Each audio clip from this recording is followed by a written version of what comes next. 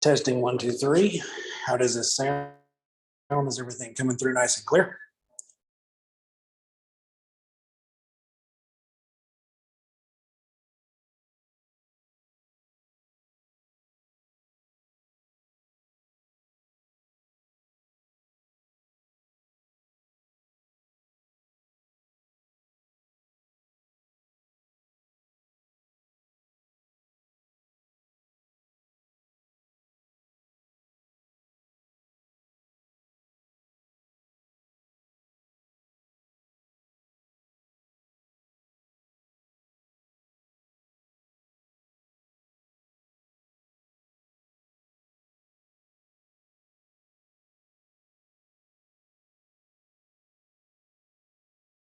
Check, check, 1, 2, 3. Check, check, 1, 2, 3. But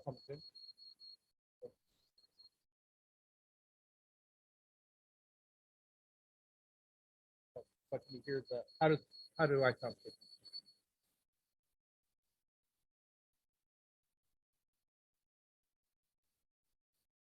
Test, test, 1, 2, 3. Test, test, 1, 2, 3. Test, test, 1, 2, 3. Test, test, 1, 2, 3. Test, test.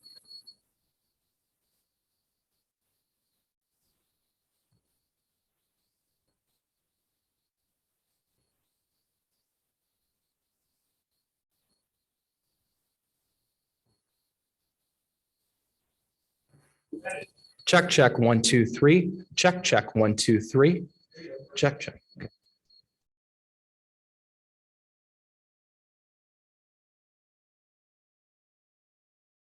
Check, check, 1, 2, 3.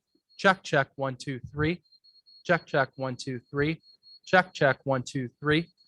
Check, check, 1, 2, 3. Check, check, 1, 2, 3.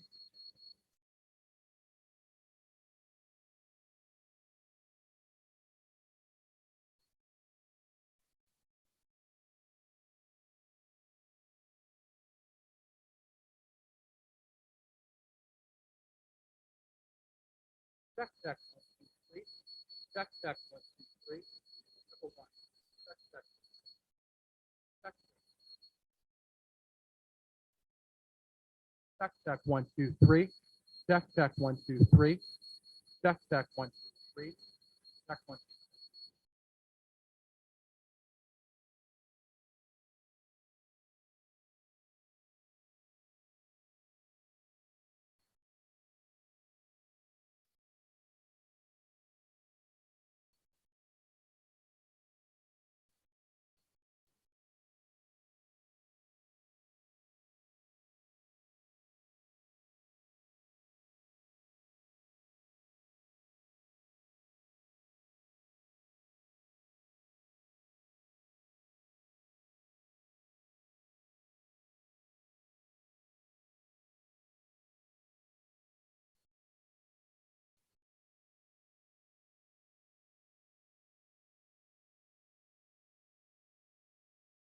Check, check, 1, 2, 3.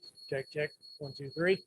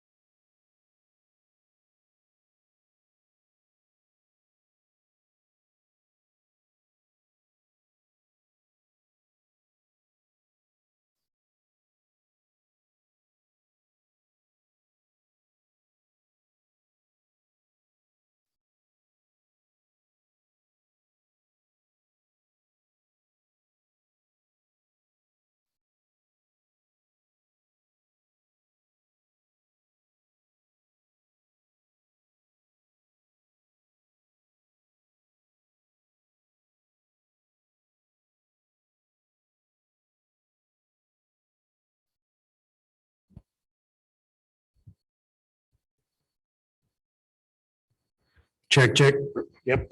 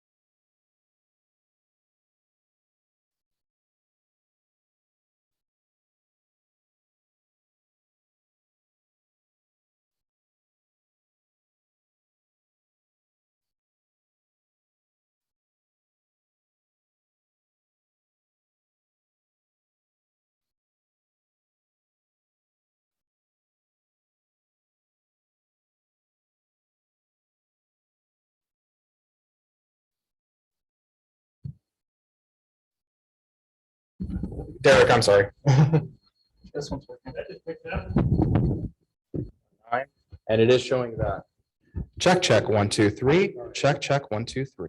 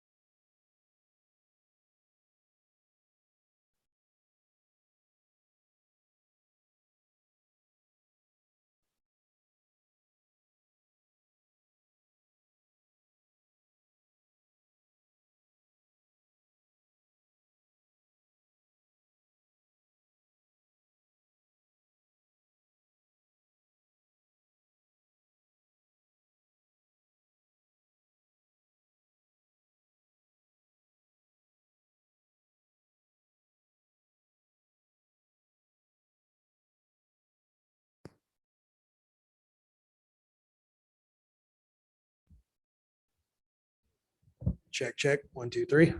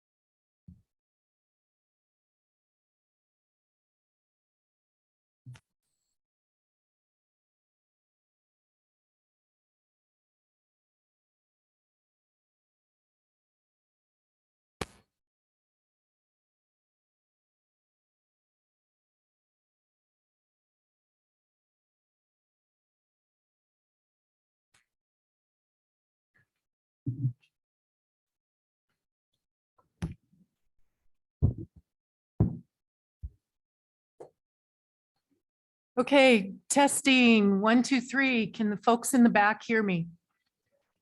Great, okay. Everybody else want to check your mics? Test. Everyone hear me? Okay. Beth?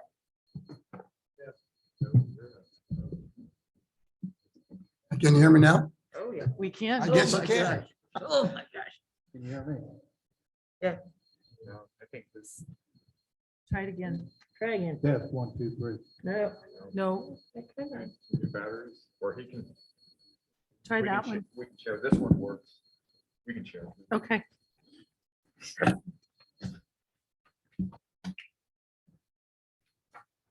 All right, folks, are we ready? Okay. I am calling this meeting to order. This is Garden City Community College Board of Trustees, October meeting. It is 6:03 PM. My name is Marilyn Douglas. I'm the current chair. Just have a few comments to share with you. First of all, we're proud of the criminal justice team. They hosted competition and did well. They competed in the American Criminal Justice Association Region 3 competition held here at GCC October 14th through the 17th. The team finished with 1 first place, 1 second place, and 2 third place finishes.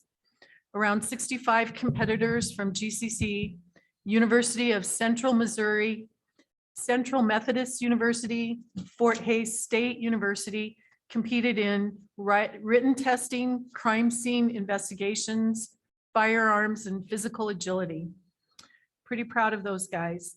First place professional firearms team, Brecken Ralston, Angel Ayala, and Gary Kinsler. Third place professional firearms individual, Mr. Brecken Ralston, good for him. Second place physical agility for age 18 through 24, Brecken Ralston. And third place physical agility, Angel Ayala. So congratulations to them. Secondly, our meets team finished 4th overall at the American Royal competition. They competed at an intercollegiate meat judging contest hosted by Nebraska Beef in Omaha, and that was October 17th. The team finished 4th overall while placing 2nd in beef grading, 2nd in total beef, 3rd in beef judging, 3rd in lamb judging, 4th in questions, and 6th in pork judging and placing classes. This is the first team in the history of Garden City Community College meat judging that had never been in a beef packing plant until this competition. Most teams will have up to a year of experience before this point in their career. They had competed in 3 contests last spring without ever evaluating an in-person beef carcass for grading. Due to the pandemic, things had changed. Individually, Cora Welch from Lakin was 11th overall, placing 3rd in total beef and 5th in beef judging. Chantel Cavarubas, Garden City, was 13th overall, placing 7th in beef judging and 8th in placings. Brandon Jones from Ulysses was 14th in overall placing, 7th in total beef, and 8th in beef grading. Emmy Martinez from Garden City was 17th overall. The team has their next competition on Sunday, October 31st at Cargill in Friona, Texas. I'm proud to report also that our fall enrollment numbers are pretty good. We are 5% increase over 2020. So our total head count number was 2,014 students for this fall. Compared to last year, it was 1,918. We still have some COVID cases on campus, so we are still maintaining our vigilance with wearing masks and tracking students. And then last, I would remind everybody, election for Finney County and the city of Garden City is in 2 weeks, November 2nd. So please get out and vote. Okay. For now, we'll have report from SGA.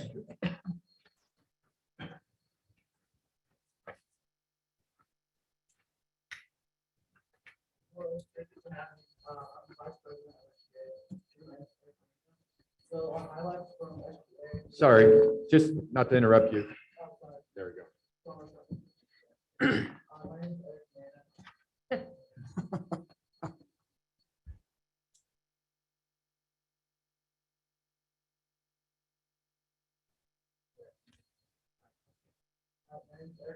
It's not on. Practice makes perfect. Pull your mask down. Yeah, Yeah. just yell. Pass one of them down, Do you just want so this everyone one? can hear. Oh, they're passing that one. All right, sorry about that. Okay, so on September 17th, the college had Constitution Day. Over 100 students participated. SGA homecoming was September 27th through October 2nd. We had events throughout the week and over 300 students participated in that. Halo hosted Hispanic Student Day. October 3rd, over 200 students on campus and had 2 new high schools in attendance. They also visited K-State campus with student support services and 30 students from Garden City Community College attended. They also participated in a phone-a-thon for endowment on October 7th. They will have a boo at the zoo on October 16th with Math and Science Club. The Math and Science Club is planning on presenting demonstrations to elementary students. Prism is having a coming out celebration October 11th. Art is having a spelling pots and shirts on campus from 11:30 to 1:30 on October 27th and October 28th. Or I'm sorry, that's the art club. Then Prism and Art Club, October 29th, they're having a costume contest with horror film on campus. The criminal justice had a competition team. They hosted Region 3. That was this past weekend, October 14th through the October 17th. We also had some additions that we did not place on the paper that you guys got. Organization centered a flow in the Garden City High School Homecoming Parade. SGA, PGK, Criminal Justice, Automotive Club, Softball, and Cross Country participated in that. PTK made and delivered birthday kits for Garden City High School Alternative Center. PTK also attended a fall conference in October, and Halo will have a Halloween building decorating contest in October. Thank you. Thank you. What did you say your name was again? Eric. Yeah, thank you very much. Any questions for Eric? Okay, thanks. Keep up the good work.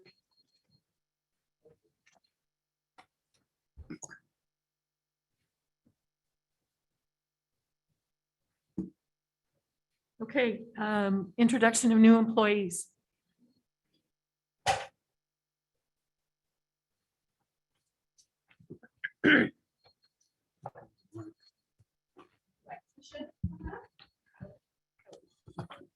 It's working now. So I'm happy to introduce Tricia Sayer, got it. She's our new Human Resources Assistant. She's a native of Leota, Kansas, and she comes to the college with over 20 years of supervisory experience. In the early 2000s, she served as a direct service supervisor for Mosaic. And then in 2009, she began working for the hospital as an outpatient scheduling supervisor, and then later transferred to the Central Care Cancer Center. For the past 9 years, she served as the front desk manager of the Western Kansas Telemedicine and the Western Kansas Telemedicine Liaison for the Cancer Center. She's an alumni of the college, and she graduated with an associate's degree in general education and pre-law. So I'd like to welcome you.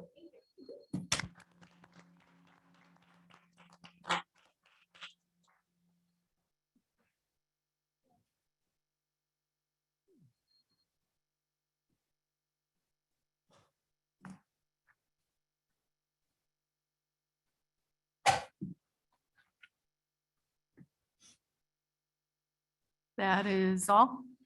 Okay, all right. Madam Chair, I move that the board recess into executive session to discuss confidential employee information pursuant to the open meetings exception for personnel matters of non-elected personnel, which if discussed in open meeting might violate their right to privacy, and that our president, Dr. Ryan Ruda, both vice presidents Carla Armstrong and Colin Lamb, executive director of student services Tammy Tabor, social science instructor Tammy Hutchison, and the dean of physical planning Derek Ramos be included. The open meeting will resume here in the endowment room in 20 minutes. I have a second.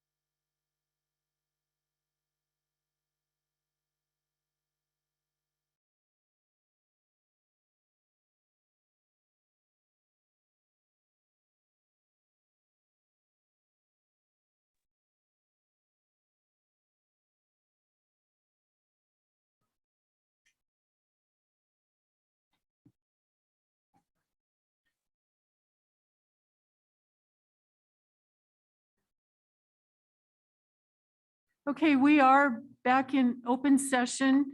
The executive session was taking place and was no binding action or any kind of voting that happened during that session. So thank you for tolerating that.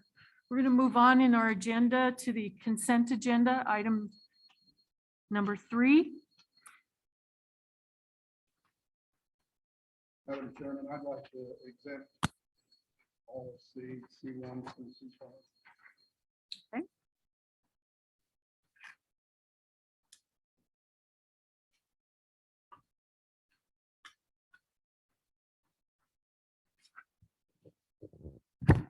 Madam Chair, I think we need to remove D and E also.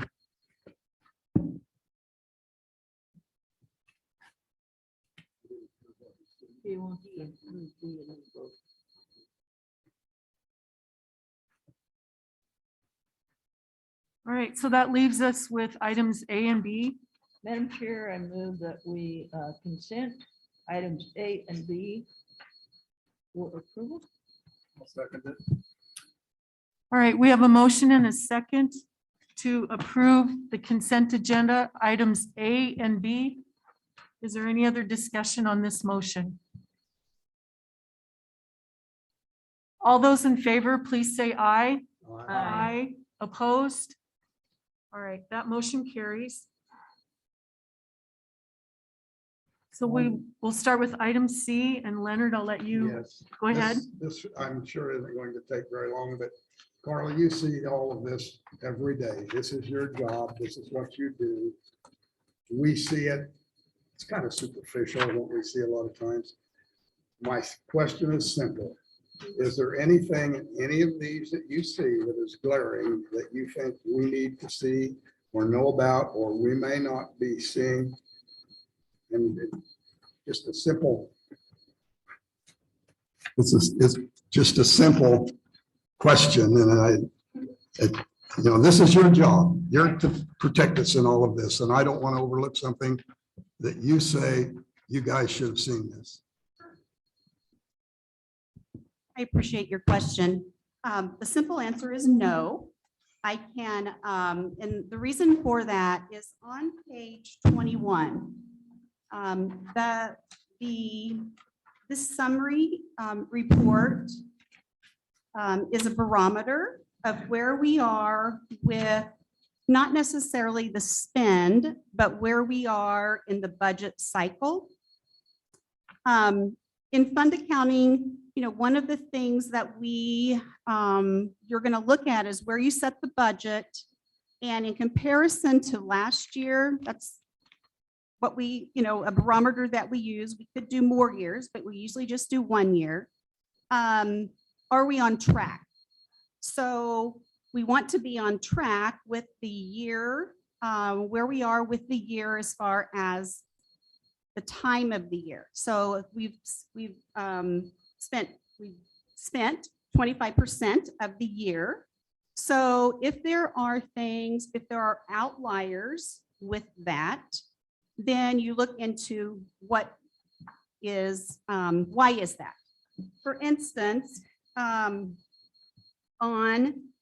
revenues, just look at auxiliary revenues. So your auxiliary revenues are more than 25%. The reason for that is because those payments are booked at the time the reservations are made. So then I look at, we budgeted $3.3 million. Are we at halfway point? No, we're not, but we're close. Okay. So then you look at, where were we last year? Well, last year was a COVID year, so we have to keep that in mind. But we were significant. We were, 10.5% less last year. So those are, so the reason I say no, there's nothing alarming is because there's what we budgeted, we're on track for. We look at, we just look at categories. We know all the surprises when we're putting our budget together. And oftentimes, most times, we budget conservatively on our revenues, and I try to budget accurately on the expenses. But, faculty and staff leave, so you may have to replace them, so you look at the big picture on where are we with those different categories. Is that? Yes. And I can simply, if I can bring forward any outliers that I see as a part of the report, that would be helpful. Well, I think that'd be up to the rest of the board if they decide that it would be helpful. We get bank statements monthly, is that correct? Oh, yes. Now, we balance those statements monthly, right? No. We don't. Yes. I'm teasing you. Well, I'm sorry. Okay, no, that's fine. I like the second answer better than I did the first one. Now, in balancing those statements, you have an individual that does that. Right, the And comptroller does Now, that. do they, if they see something that's strange or odd, do they bring it to you? Yes, in fact, we balance the statements daily. Okay, good. And so then there's always some things that, at the end of the month, you have to true up some things. So we do that. For instance, Kim is the new comptroller. She brought it to my attention today that a check was presented at the bank.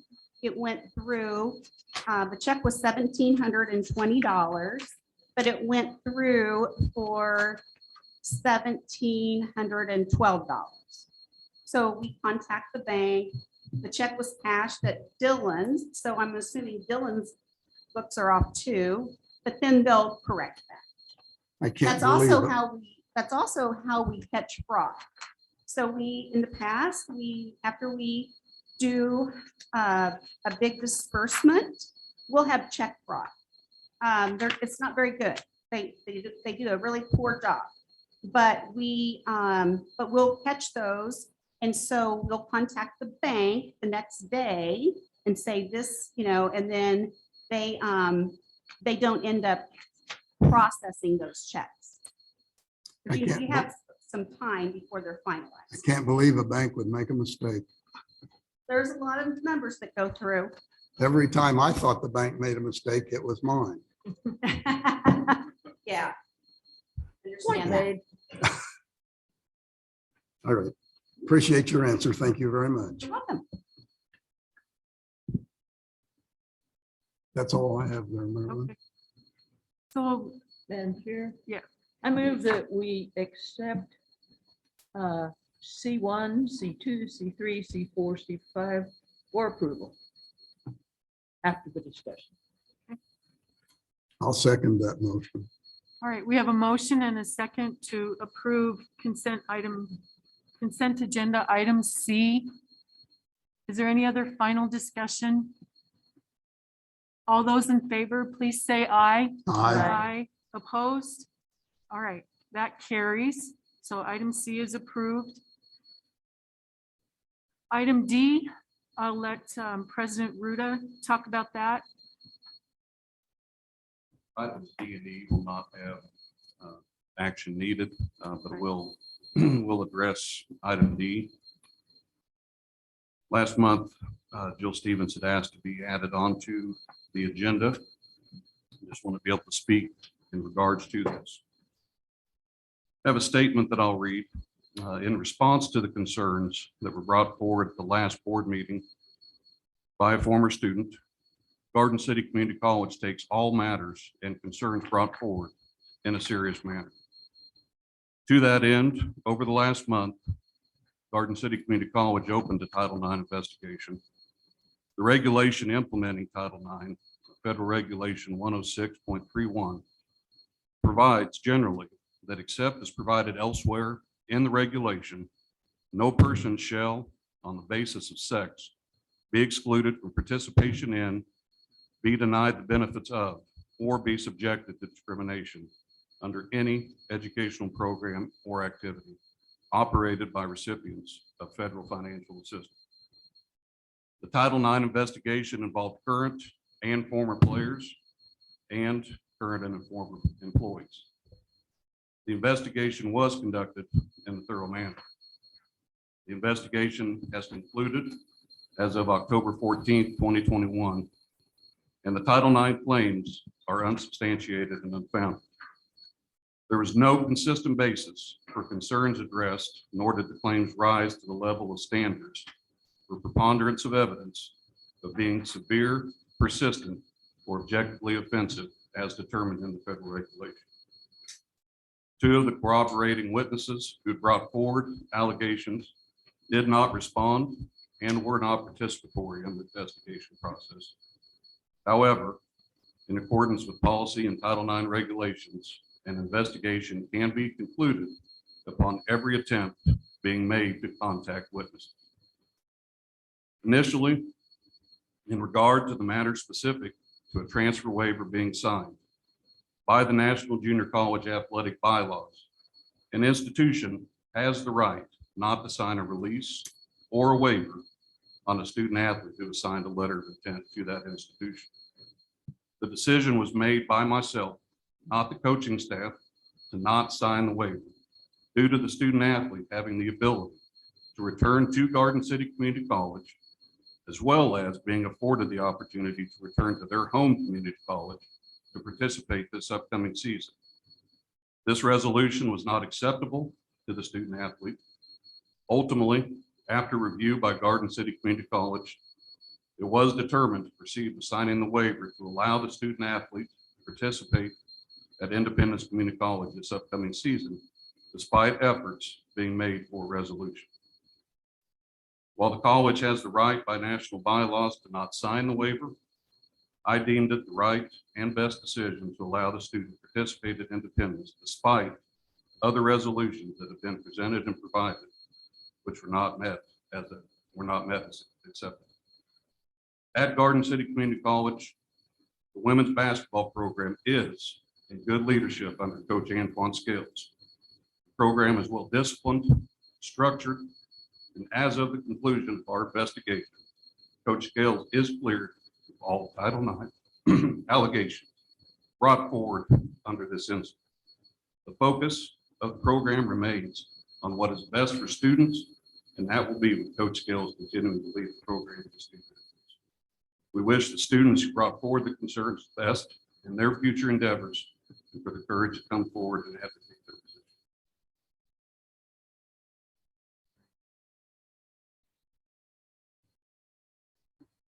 All right, thank you, President Ruda. I really appreciate your team's thoroughness. I appreciate the conclusion and the summary, and we don't need any kind of consensus or vote on this because it's a settled matter. All right, item E, accreditation update. Mr. Malone. Hello, everyone. We'll get a PowerPoint going here in just a second. You do have several documents in front of you this evening, one of which is an update on strategic planning initiatives. We won't talk much about this, but it's there for your information.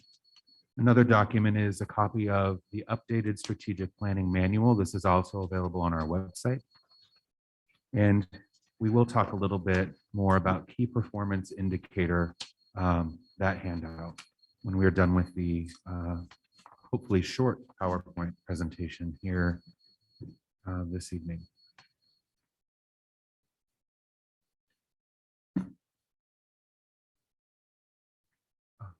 They gave me a clicker tonight, which is, I feel excellent about it. One of the things that the board has asked fairly consistently is how do we ensure that we are doing what we need to do to prepare, or how do you all know that you are doing what you need to prepare for the accreditation visit? And it's with that kind of question and ask in mind, I built this presentation out, and Dr. Ruda and I have discussed this quite a bit. And this is really sort of a training. Sadness. Yeah, okay.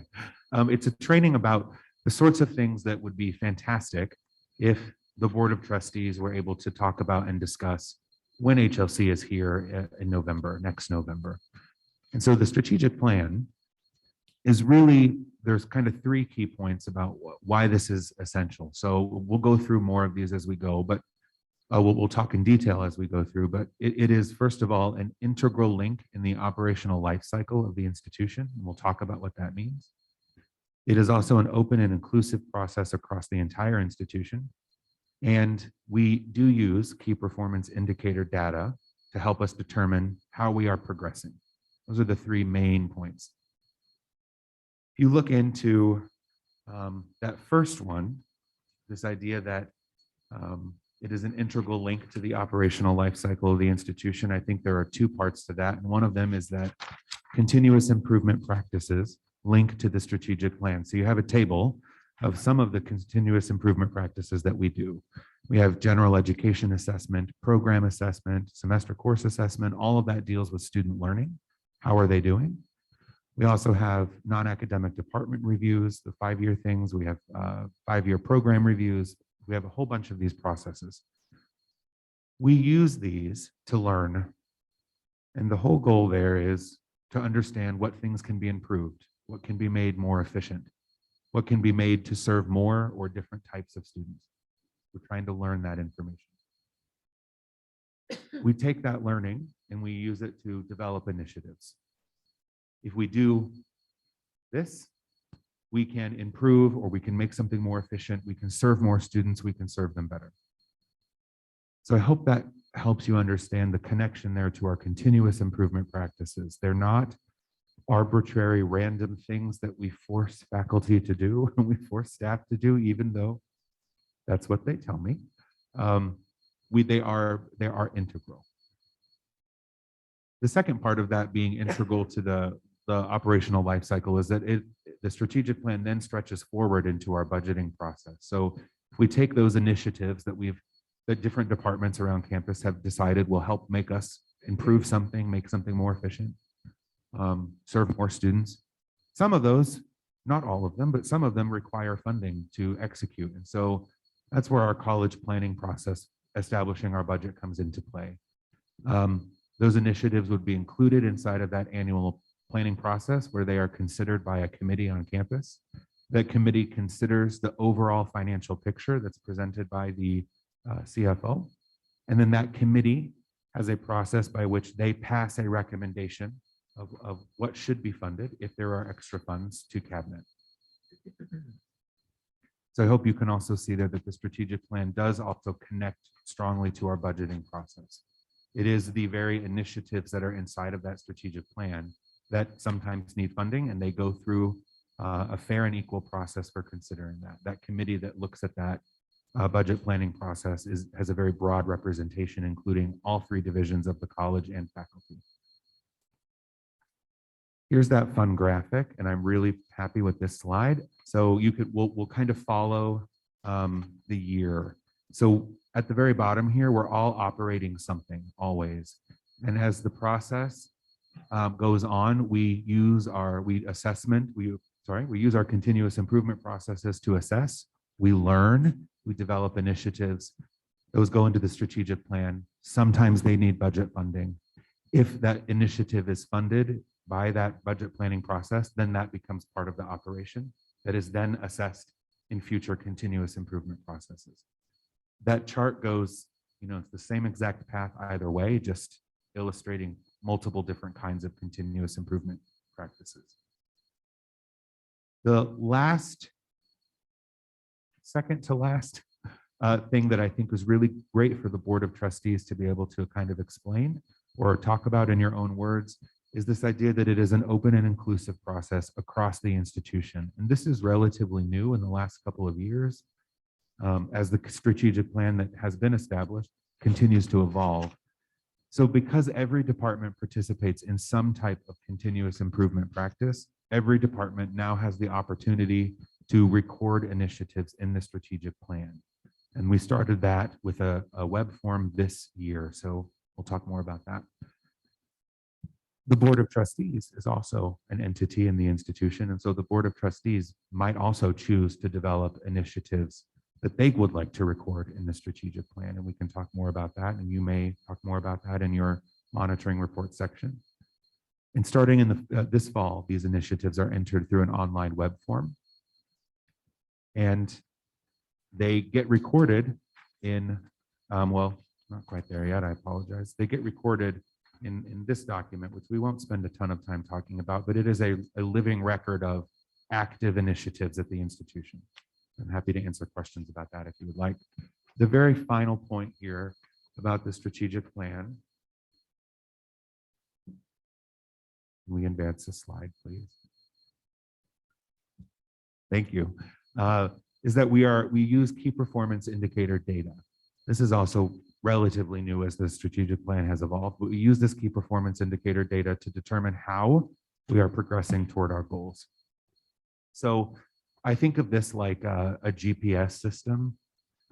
We as an institution, you as a board have set ends, and those ends are maybe we're trying to get to Tahiti. And the key performance indicators, they help establish patterns and trends. Those patterns and trends are like the GPS that tells us you're still headed in the right direction.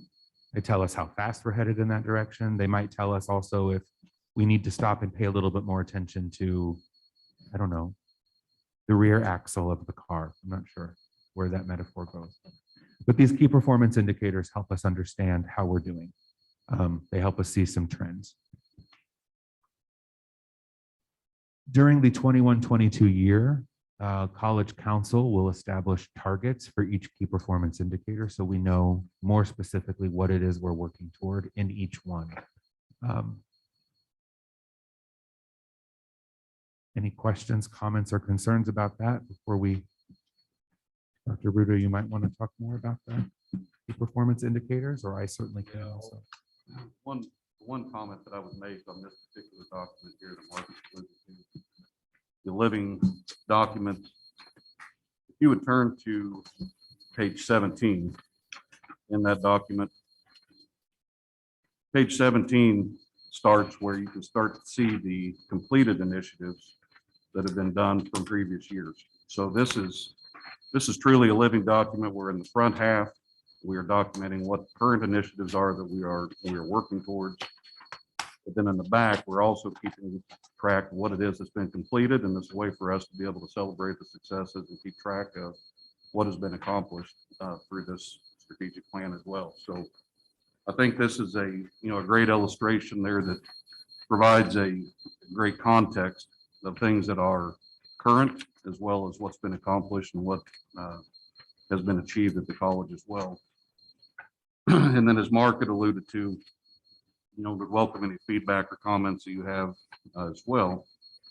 On the KPIs is really, at the point where we are at right now is setting baselines, determining the baselines, and then from that, starting to assess and have conversations about where it is that we want to put our indicators, where do we want to set our stretch goals at in order to start moving indicators in a positive direction. And then from that, what are the initiatives that fall underneath each of those specific goals that will help us to be able to make sure that we stay on track with meeting our key performance indicators. So there's a significant amount of work that goes into this, but the numbers that are presented to you on the KPI are ones that are our baseline data that we'll begin to start using to set those stretch goals as we go forward on the strategic plan. Mark, you are available for private tutoring. On request, Jody Toole controls my calendar. I am not allowed to touch it myself. Dr. Ruda, the strategic plan, that's getting constantly updated. It's the annual that you referred to. That's available online for people. I think it's a great way. I mean, we can say all the great things that are going on, but this gives you that, obviously the completed stuff is a great way of, if somebody wants to know just what's happening on campus and what's continuing to happen on campus. So available, right? Yep. Okay.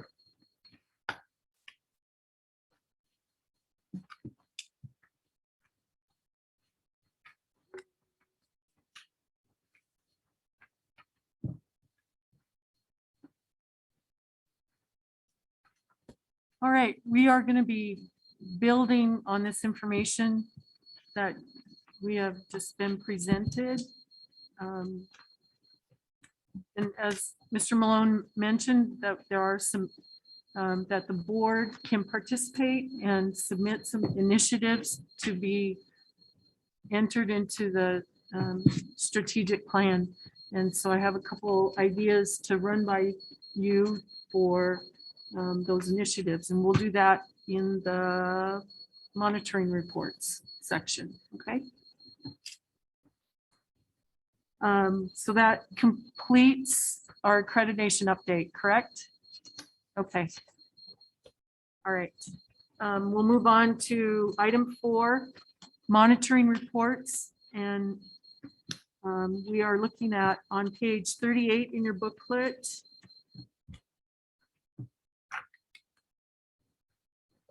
There it is.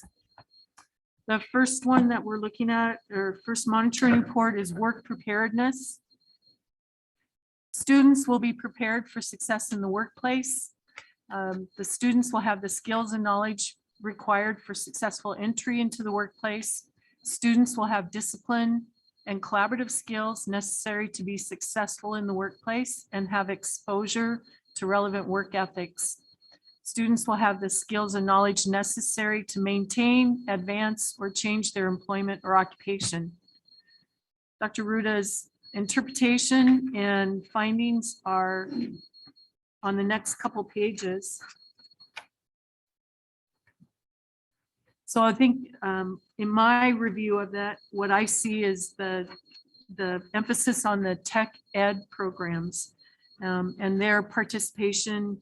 The students participate in rotations, in internships. They get to participate in simulation labs. They get to do the meat processing. Cosmetology provides services to our public. Firemen get to experience the fire tower simulations. Lots of our students participate in the cadaver lab, and now the new anatomage table. Did I say it right? Right. Okay, cool. Anyway, there's lots of opportunities for real life experiences and being prepared for the workforce. Also, part of that is developing a work ethic and discipline. You know, we've talked about that before, how we want our students to be out in the workplace when they get there and to have the ethics to attend work like they're supposed to be on time, to do their best, and show initiative to continue working. Does anybody else have any comments about work preparedness?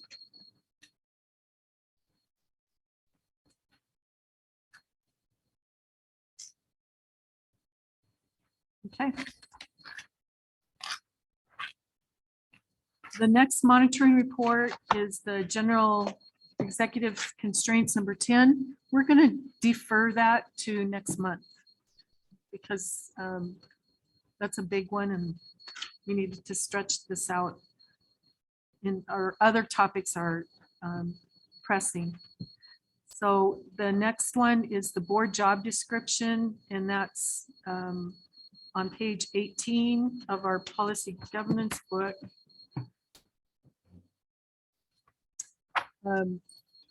Dave reported last month from the economic, or from BAA.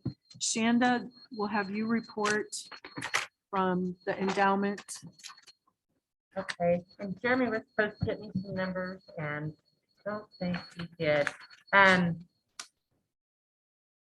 All in all, the endowment is doing really well considering doing fundraisers in the time of COVID. The last few months, the focus has been on the direct mail campaign as well as the phone-a-thon. The combined pledge from that exceeded their goals, so they were pretty ecstatic with that. Turn around and be working on options before you know it, preparing for the scholarship dinner coming up in November. And they are still working on putting together the student giveaway laundry baskets. They're doing 2 of them this year. So if anybody would like to throw anything in those laundry baskets, whether it's snacks or other dorm room, college apartment necessities, feel free to stop by and see Barb and Jeremy.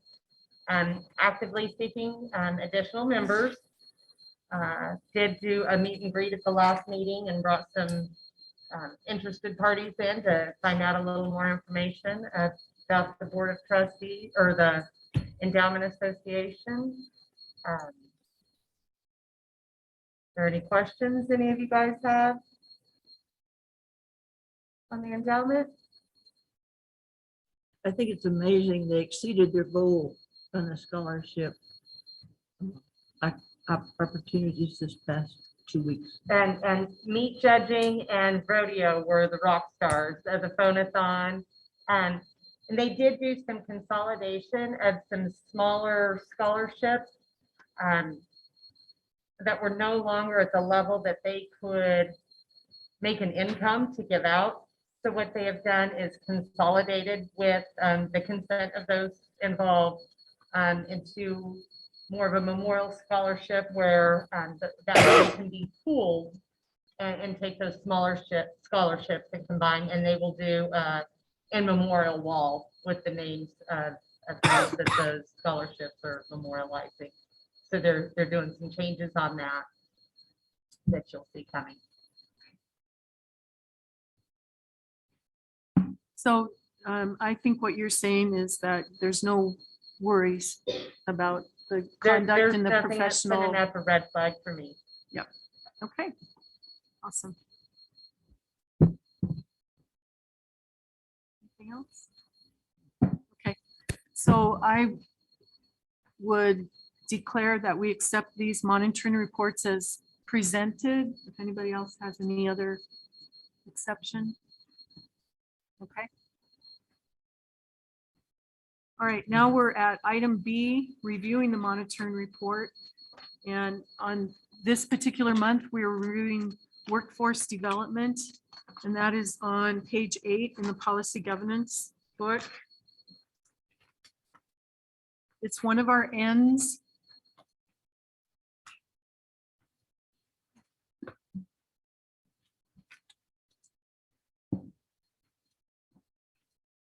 Simply stated, workforce development will be responsive to community, economic development, and employer needs.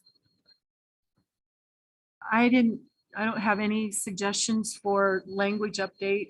I would entertain any other comments about that. I think it's good like it's written. Agreed. Mhm.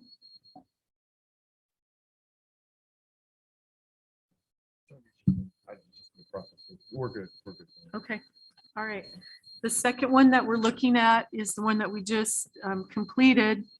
And that's, and I'll correct myself, it's on page 20 in our policy governance book.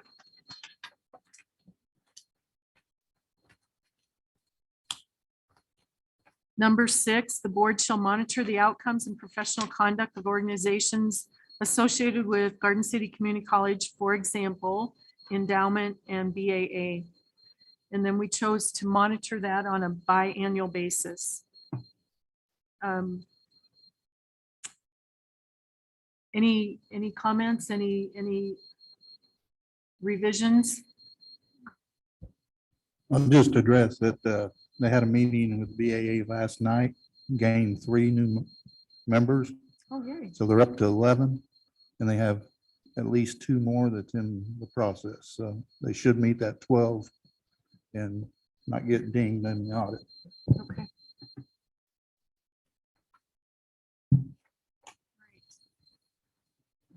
I'm going to say that those monitoring report or monitoring those policy governance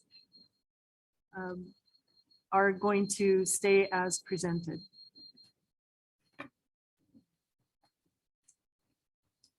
All right.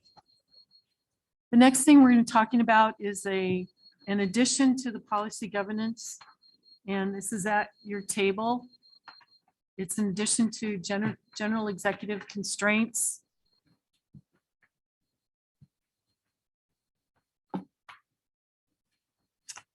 on page. It's a new page It's a new page. at your table. Yeah, but under Oh, policy governance. let's go with page 9. General concerns, page 9.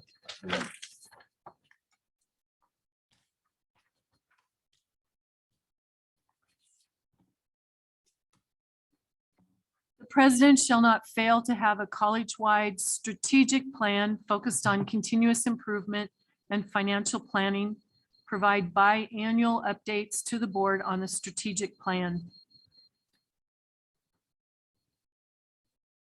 I suggested that we needed to tie the policy governance document to the strategic plan. That was one of the things that we struggled with HLC visit last time, was having these great documents, but nothing tying them together. So this executive constraint tells the president that it's his job to have the college-wide strategic plan as part of or embedded into our policy document. Questions, thoughts? I like it. I do It's, too. I think it's clear and concise, and that we put emphasis on the strategic plan, and I would agree. HLC, can say that this is where we monitor the president, and expect at least a working improvement on a yearly basis or a biannual update.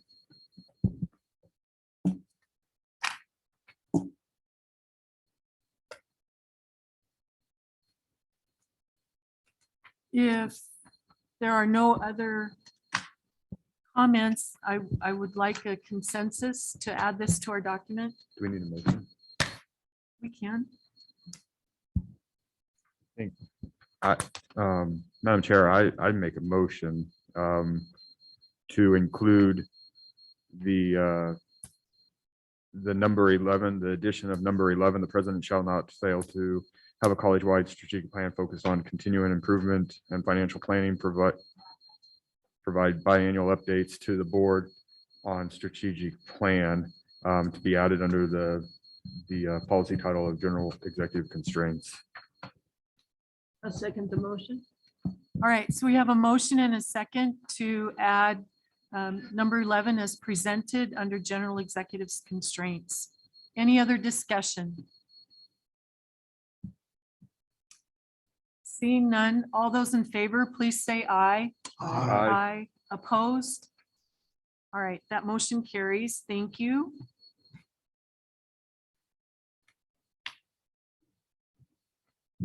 All right, so I mentioned that I had some ideas for initiatives from the board perspective to add to the strategic plan. And there's 3 of them, so please let me know what you think. The first one is something that we've already done. Back in August 2020, we had discussion and set a policy to establish and maintain reserves for non-covered insurance claims. So this falls under fiscal solvency. It involves the board and administration. And I set a goal that we would have adequate reserves accumulated in a 2-year time frame. So this will be, if it's okay with you guys, this will be placed in our strategic plan.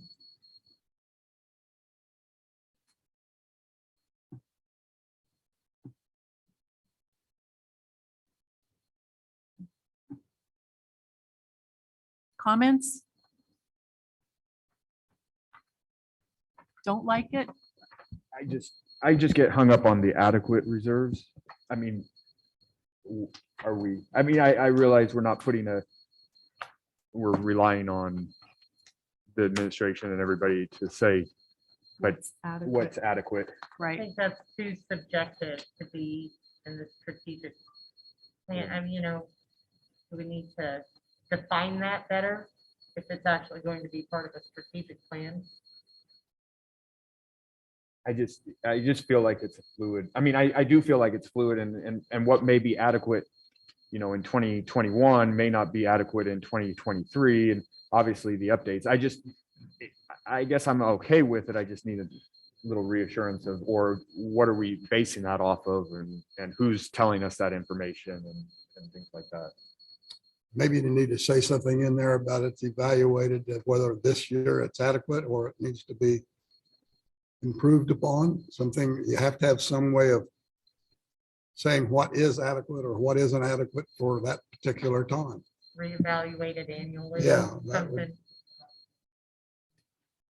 If you remember, when we had our discussion, we struggled with it back then.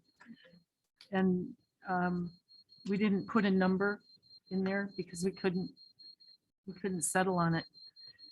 My intention was that it would be determined by administration, whether this was adequate or not.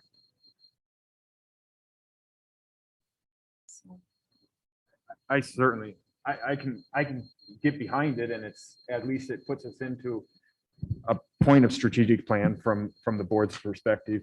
And I would just, you know, like I said, we're gonna continue to monitor that ourselves and keep asking the questions. And those are those questions that come up and say, hey, are we adequate or are we not? And what do we need to do about it? So I think it's a fair enough going forward. We've got to do something with it. I would defer to the experts across the room for wordsmithing, if you guys have some suggestions. You know, I think at the heart of it there, I mean, there are ebbs and flows in financial times. We just lived through the financial crisis there that we came through all right. So I think ample or whatever terminology we use is going to change on an annual basis. So I think more than anything, it's having those conversations and discussing that, you know, at the point when we come forward there with budget recommendations and we're bringing forward what reserves are going to be maintained at for the next year, whether it's the wording of ample or whether it's, you know, another choice word that we want to use. More importantly, it's being able to have those conversations about, are we sufficient? Are we good in where we have our reserves at? Still being able to maintain the budget that we have set forward there and the strategic planning and initiatives that we have built in each year then as well. So I defer with other thoughts that you have.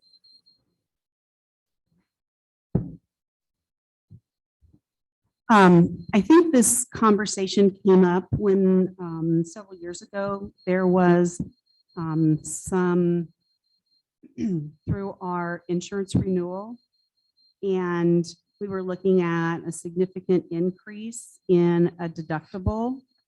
And so in addition to our regular requirements of 20% and $250,000 in capital that you have established, that perhaps we needed to make sure we were covering the self-insured portion or the deductible in the event that there was, you know, either a property and liability, whatever type of claim. So I think that's a little context or a little bit behind the scenes information. That again is fluid with every year. So I think it could potentially look different. You know, you kind of run a fine line sometimes. You know, we're in the business to make a difference in students' lives. We need to make sure that we're financially sound. But at what point are you not spending enough money to make those differences? And at what point are you not saving enough?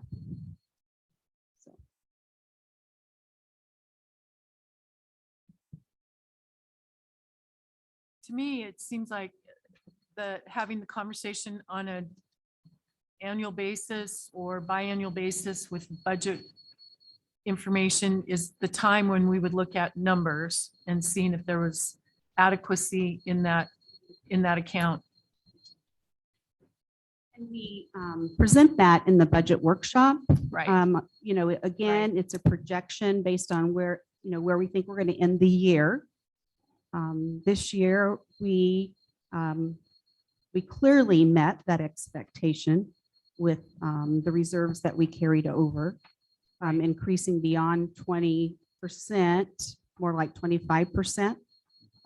So of our operating budget, which has been a goal of ours, and within that, identifying potential spend that really we don't budget for, but just to make sure that in the event that we have those type of expenses, that we can take care of them. Right.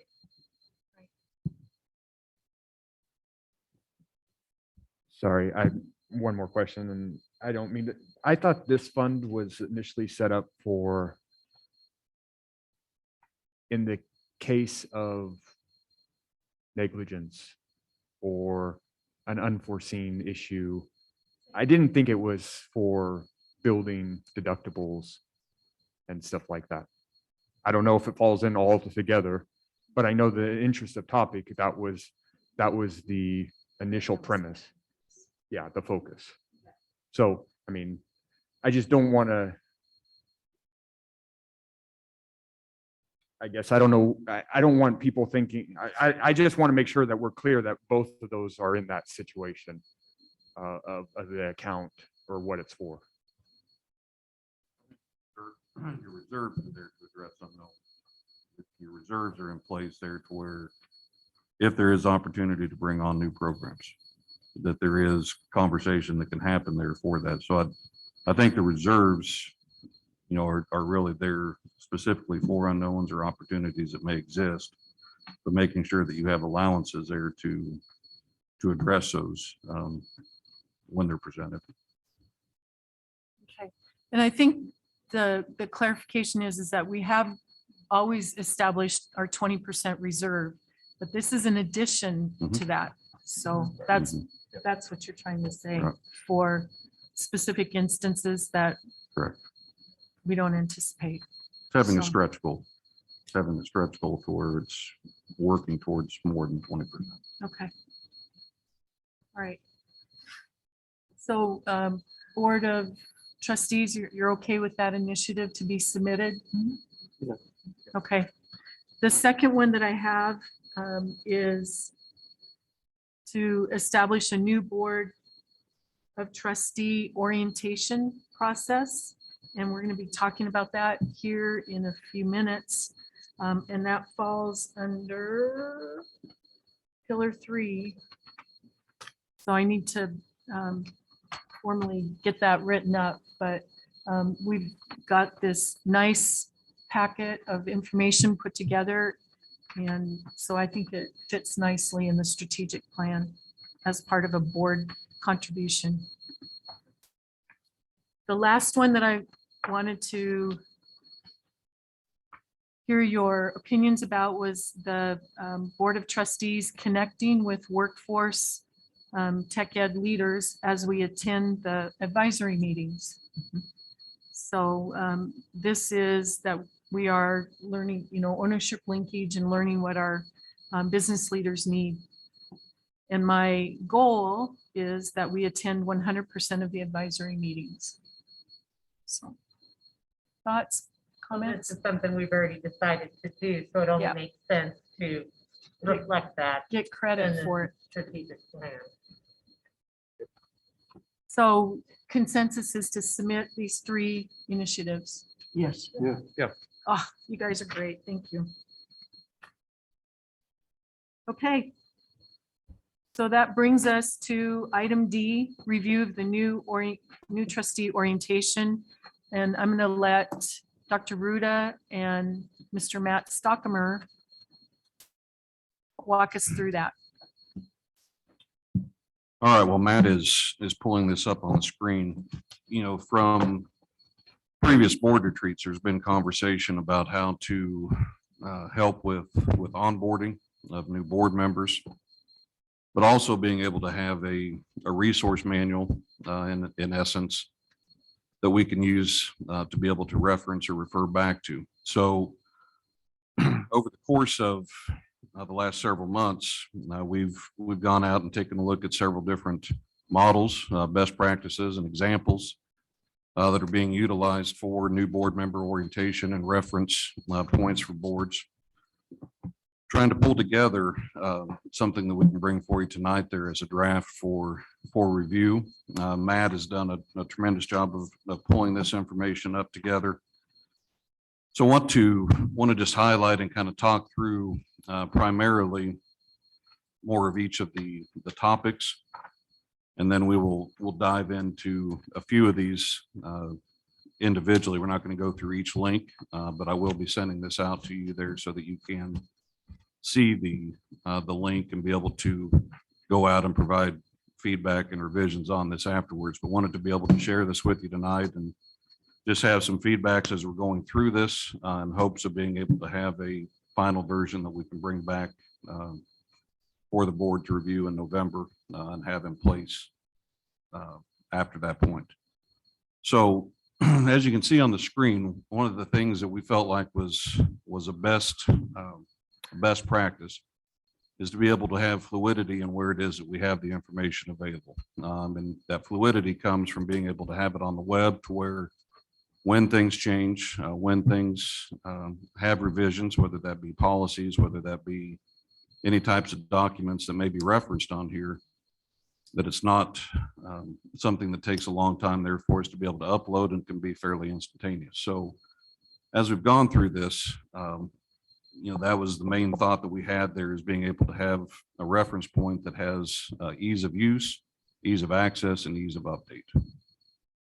As we go through this new board member orientation, it's called new board member orientation. But again, I think it's really more encompassing, more broad-based, to where this is a reference for all board members, new or seasoned. But we put this into different topics. So the first heading, the first topic that we have is called About Us, about GCCC. So within this section, you'll have reference points there to the mission, vision, and values, aspects. I'm not going to go through and read. You all have the ability to read, but within this section is really just information that's very specific to the college, information that has highlights for you as far as reference points, talking points, things that if you needed to have quick access to something, if you're going out and talking to groups or stakeholders, that this is a place that you can come to find demographics or some of that key talking points there as well. So Matt, if you wanted to, just pull up. Yeah, we can pull up demographics here. So again, this takes you to our annual report, shows you demographics that we have. Just provides you a context of information that is updated. So this year, as we're going through and updating our annual report and have that completed here by the end of the semester, then we will be able to go out here and update our demographic information on this website. But this gives you a good relevant fact sheet that you can refer to there in this essence.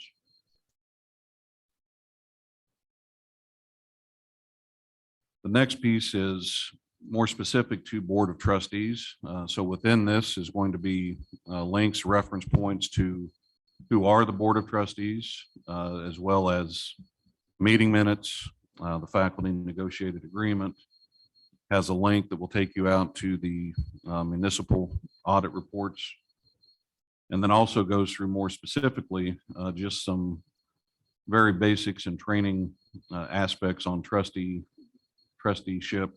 And then there is some different pieces that we have put together from ACCT and other organizations that just talk through more about information that helps new board members on that learning curve as they are stepping into the board role, but also seasoned, that our learning never ends, that we're still able to have access to that information there as well. Board policies, again, just a quick link that takes you to the board policy governance handbook. A lot of this information is available and found on the web, but again, this is just a quick, easy, accessible mechanism for you to be able to find that. Code of ethics, again, these are items that we've taken from ACCT, our governing body on the trustee side, as well as the Garden City Community College Code of Ethics.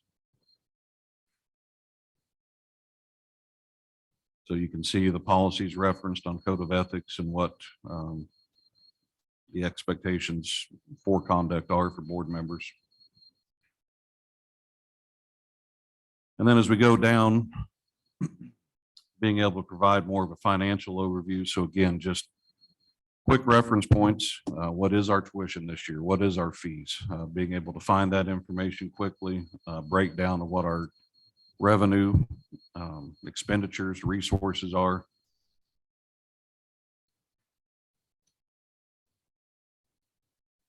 So again, you can see, on these is just really trying to discern what is it that is information that a board member may be asked when they're out in public, is also just information there that would be relevant and handy to have as a board member. And then it has the percentages and the breakdown of where it is that our budget allocation is for a quick reference point as well.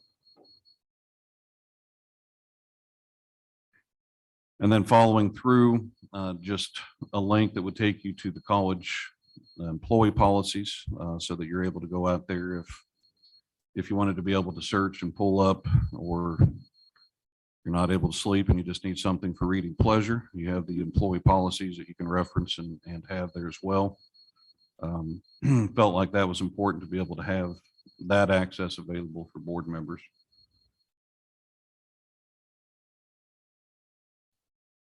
And then again, just going through some common things that may come up from time to time as far as how to access college email, the community feedback form.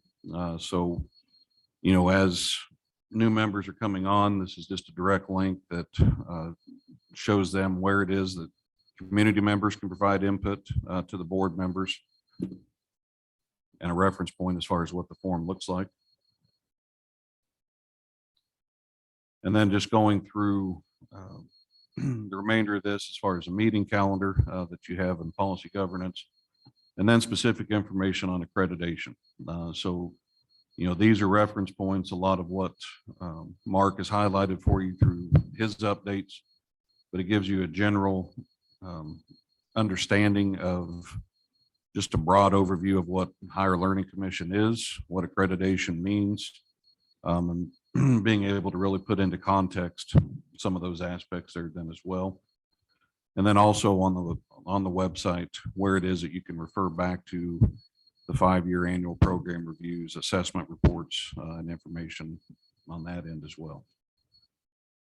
And then the last few links, just going through, again, are just common reference points as far as COMA, the Kansas Open Meeting, and then CORA with the Kansas Open Records. Just taking you out there to some reference points on the web for each of those state statutes. So it's a quick FAQ where you can go through and be able to get answers and specific questions that you might have. And then the last section that we have there is really just specific links to college information. So it's taking you to where you can find information similar to what you've heard in the last 2 months on BAA and endowment. Also takes you to the Board of Regents, Kansas Technical Education Authority. So, when we're using terminology in reports, or we're using various types of information and referencing things as far as TEA or Technical Education Authority, this takes you out there so you have an understanding of what that means, what their oversight on programs is at the state level. And then the last piece is, I think, a good reference point, the service area map. Many times we get questions about what the service area for each of the community colleges is. So this is a statewide representation for each of the 19 community colleges. on the counties and the service areas that they cover. So again, really just trying to look through, this isn't all encompassing. This isn't all inclusive. I think it's going to be a living, breathing document that changes. And, that can come from the feedback and information that you provide on things that maybe we haven't thought of, things that we need to reference for information there as well. But at least it's a starting point for us to build on. Thoughts, feedback? Tomorrow.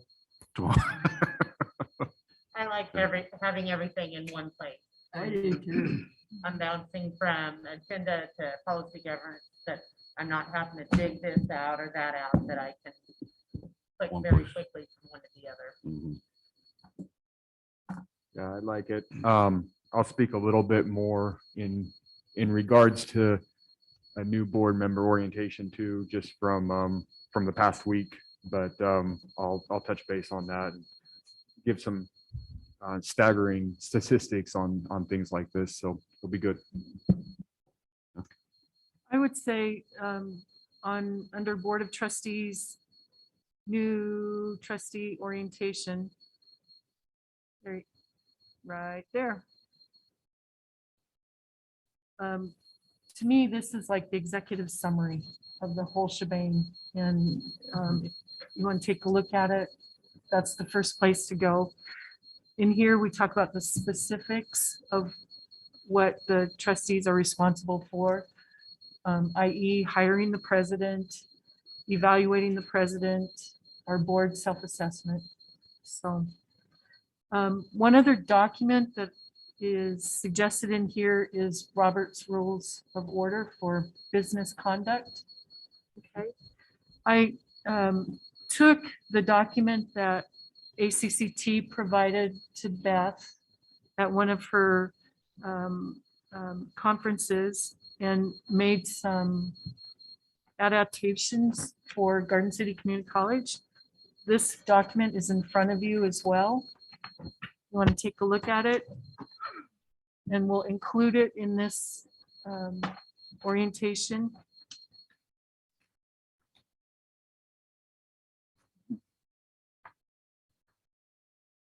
In here, I talk about Robert's rules of how to make a motion, conduct and decorum.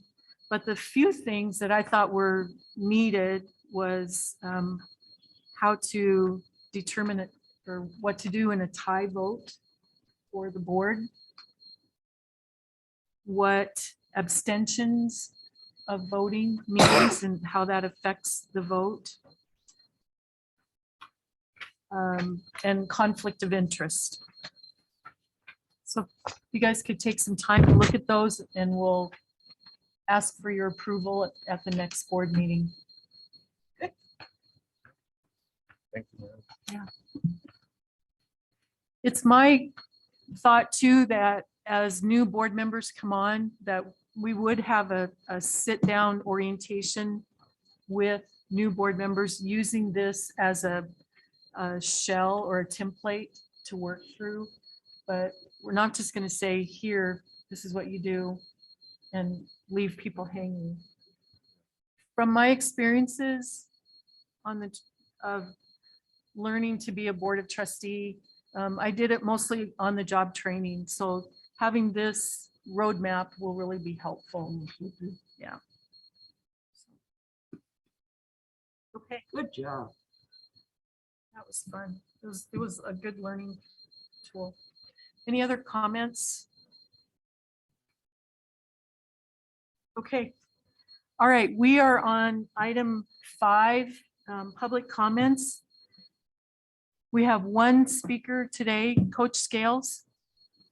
You're up.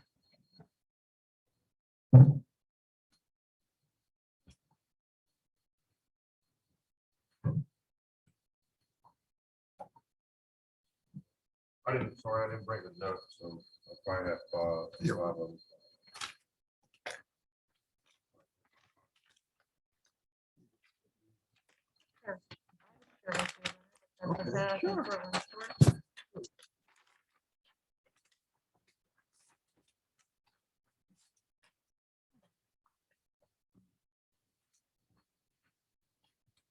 Coach, I'd remind you that you have 5 minutes.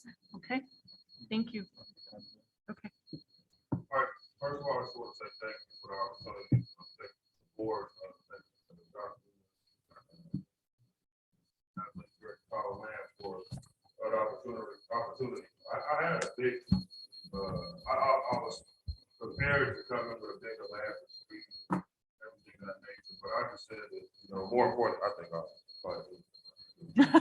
think that it's more importantly that, you know, the Lord just wanted me truly to speak from my heart. And, you know, with that being said, you know, this past month and a half, rather, it's been tough. You know, we live in a nasty world. You know, and I say that it's good people, but it's also people who have ulterior motives for, you know, things or thoughts beyond my control.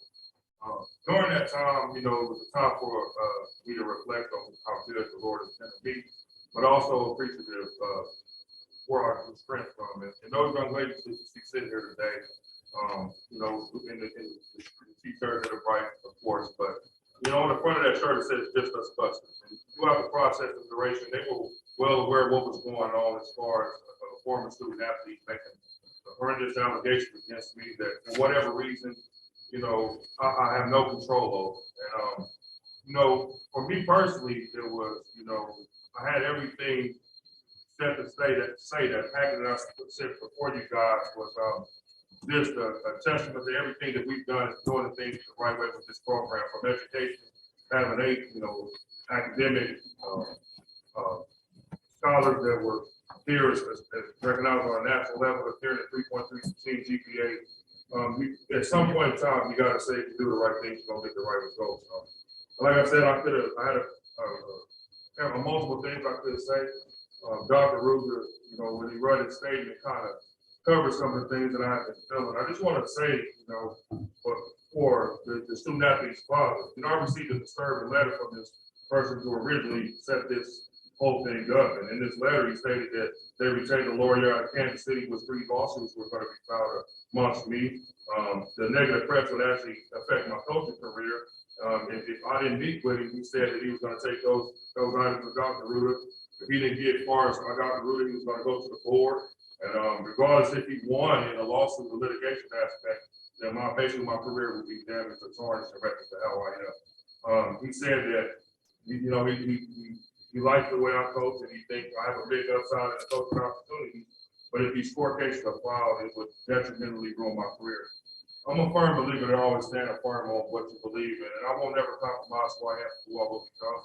Those young ladies sitting here presented here today, they know I love them, they know I care about them. I'm a coach that is a no nonsense type of guy with the aspect of we're an academic first team. If you don't get your grades, stay here to the test and practice, you don't play for me. If you don't do things or accordingly to doing things the right way in the community, in the classroom, and things of those nature, I'm a high priority on doing things the right way. They know that.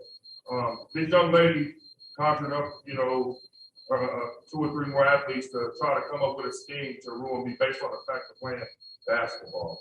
And what I preach to my team and what I preach to my whole life, it's bigger than basketball. Basketball is just the people we use to grow, to learn about people, but really trying to develop these young ladies to transform society.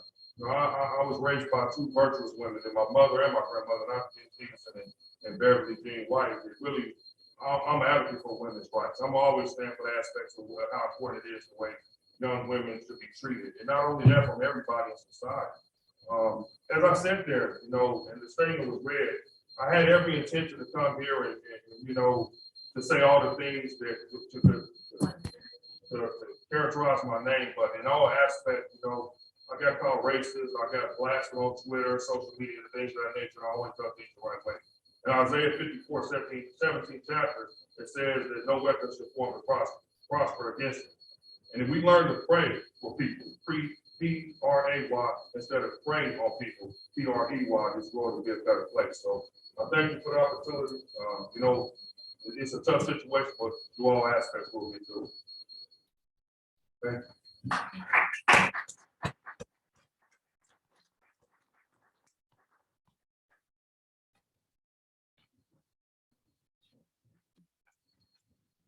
Coach, thank you for taking the courage to step up and saying your opinions and your values. Thank you for the information, and we will review it. But we are confident in the assessment of the team that was that reported to us earlier, and we're confident in your skills and support you 100%.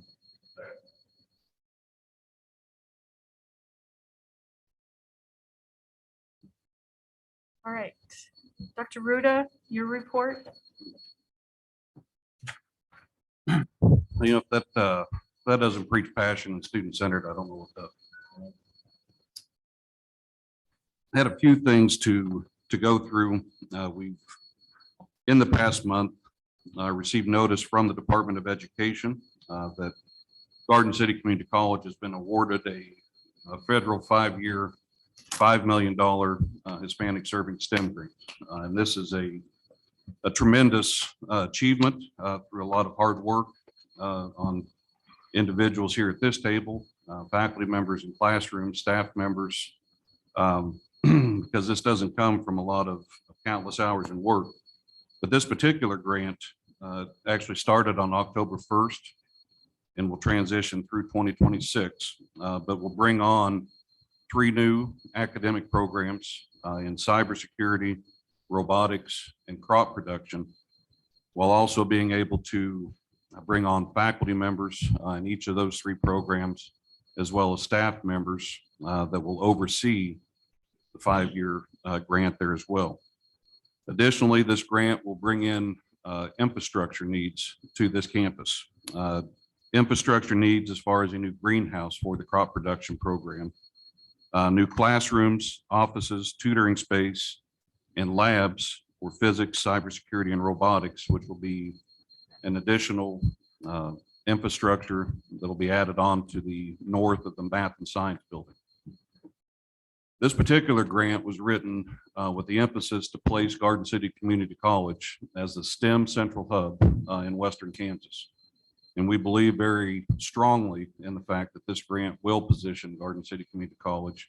We will be the only community college in the state that has both cadaver, live cadaver, and virtual cadaver, has labs and faculty members, full-time faculty members in each of the 4 science disciplines, while also being able to expand to meet industry needs that we have had in these 3 new programs there as well. So this very specifically brings on and positions Garden City Community College in that arena, while also being able to help with the transition and the transfer process.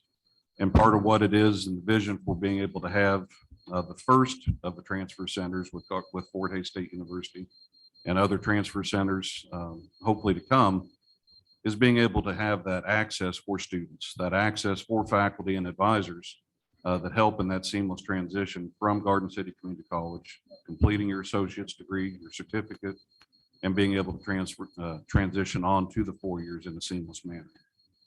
So we're very excited about the work ahead of us in this endeavor.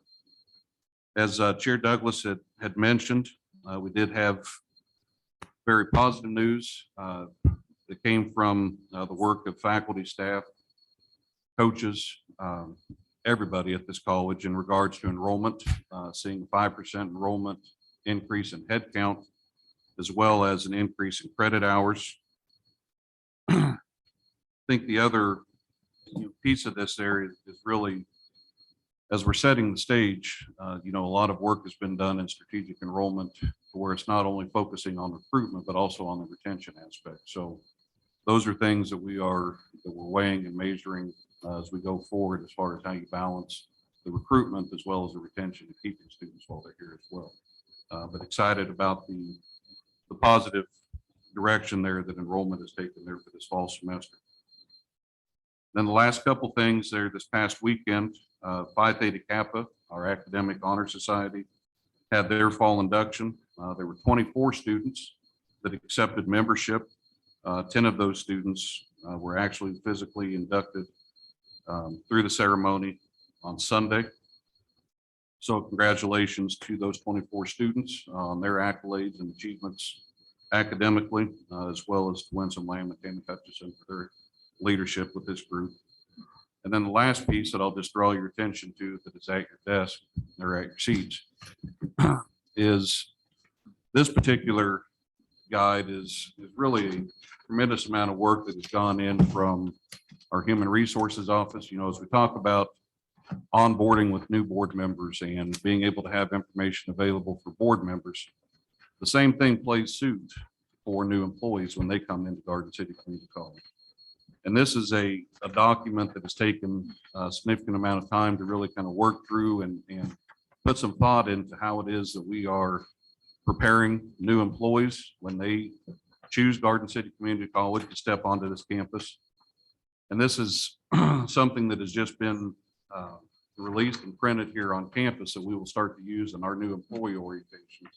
And again, it's just a reference point, kind of that one-stop shop where you can go and be able to get answers, and helps to be able to set new employees on the right path as they come into Garden City Community College in their respective roles. So just want to give credit to Kelly Munoz and Alexis Signs and everybody who contributed to the work on this end to be able to produce this. And we have two of our fabulous faculty members who are highlighted here on the front there and all their colors and glory to be able to really set the stage for how great and exciting and inviting it is to work at Garden City Community College. So wanted to be able to share that piece of information with you there just on some continuous improvement efforts. That's all I have. I think this is outstanding. Grabs your attention, and it's not your typical employee handbook. Right. Way to go. I like the all the QR codes for easy access. I mean, I especially with COVID and menus and things like that, I think we're all familiar with them, but definitely is that, hey, let's, instead of having to type in an address or worry about address, they can click on it right away and get information right away and easy access. So awesome to have that included.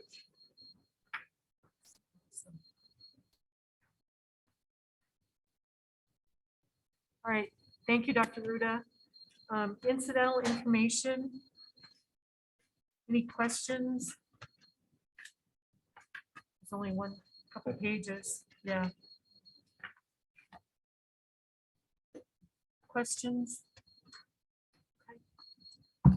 Report from Finney County Economic Development. No report. All right, report from KCCT. We have not met since last month's board meeting, and I gave the report then. We will meet again before Christmas. All right, just this past week, we had board members attend the National ACCT Conference.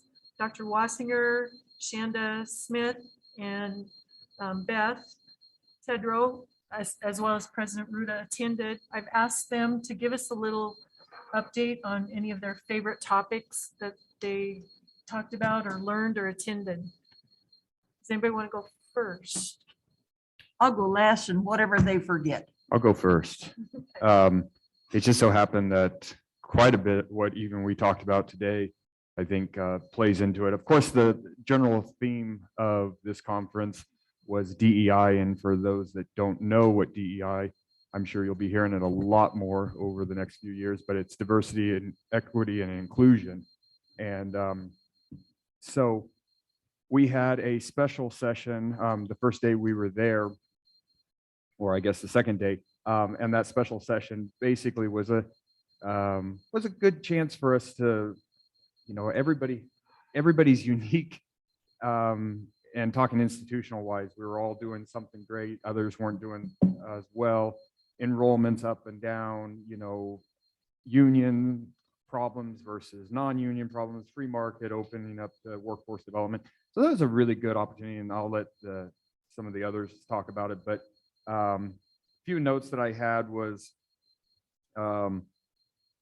we really do as an institution, and I think in the Midwest here, we have a unique opportunity, and we have been doing really well, and we are in a solid institution. It just solidifies when you're at a conference like this and talking to colleges all around the United States and their difficulties and things. policy governance. You know, last couple times I've been there wasn't really talked about much, but it is a growing common way of governance through community colleges. Now, I bet that most of them are a hybrid of some sort, but they use policy governance a lot within the community college.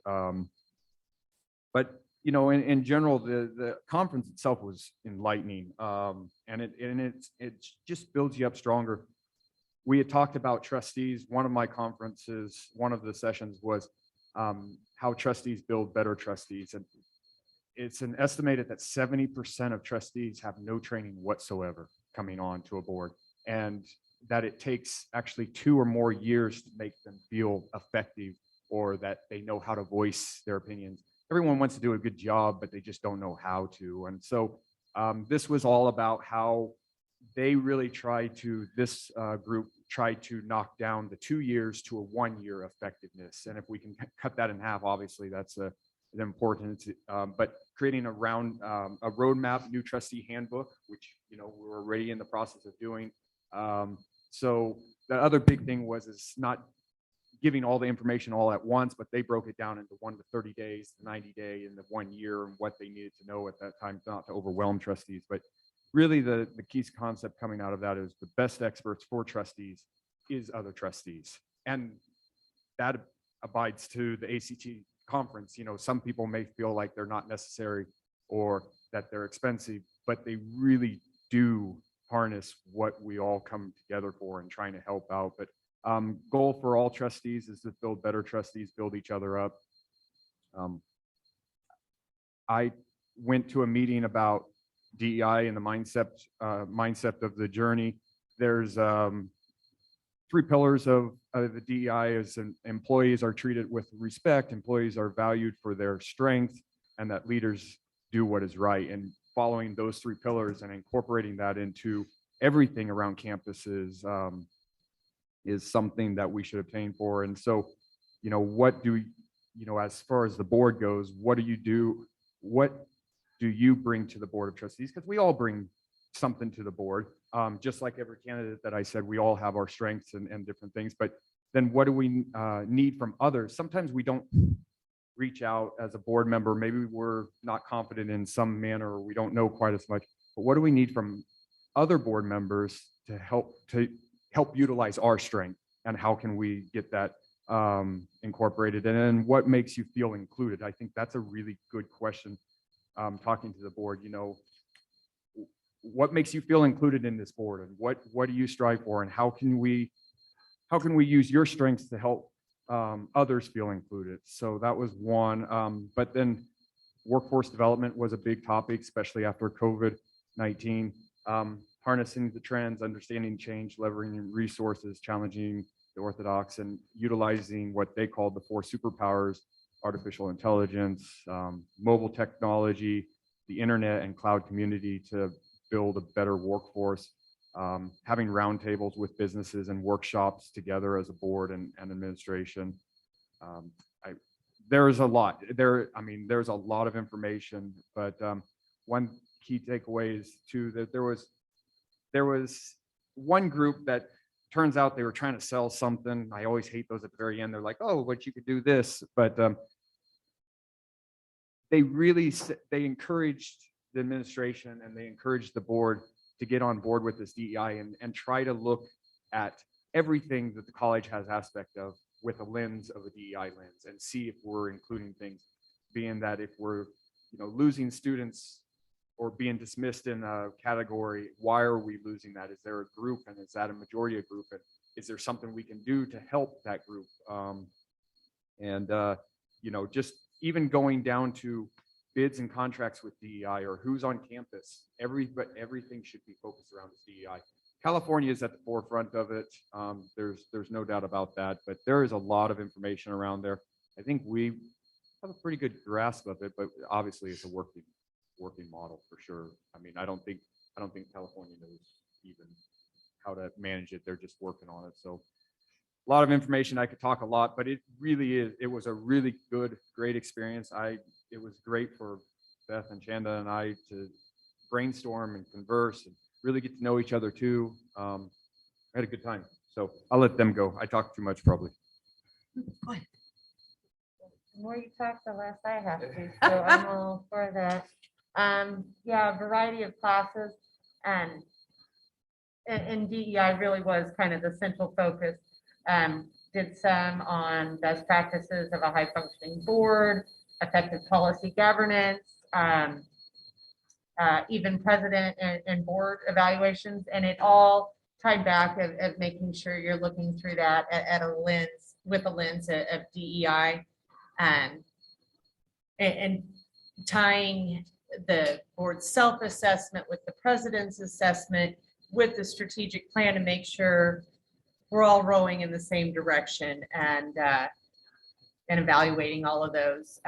You don't need separate policies per se to improve DEI. You need to look at every policy with that lens of DEI and see if that is where it needs to be. And Beth will take over from there. The best thing is they covered the stuff that was very important. Couple of things I just want to mention. Number one, there were about 1,000 representatives at the conference, 20 Kansans, and trustees that I had never met. Just different things. One of the things that was interesting, and this is probably something you won't remember in your sleep, the Seward County Community College trustee, one of them, as we were talking, both of our daughters work at the same middle school in Liberal. So we would talk and that we'd talk to each one of them. And before it was through, my daughter Shelley and their daughter have established a brand new friendship. It's just amazing.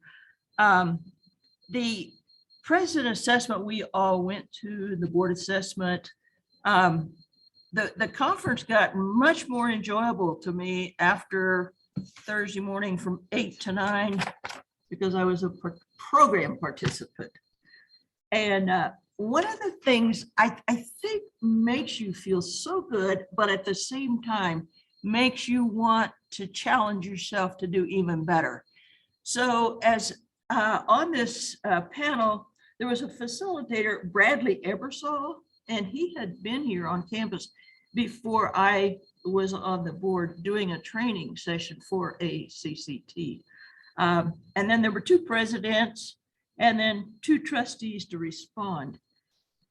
The biggest thing I reported on as it developed was our self-assessment, president's assessment. But the one thing they picked up on was at the end of each board meeting, we do a little questionnaire rating ourselves, our conduct at the board and so forth. And I had more people come up to me and ask about that. Even the next day, people stopped. So we're thinking, hey, we're doing something right. And we know we have to grow. I want to share, I did go to the NJCAA athletics for creating opportunities for diversity and student success.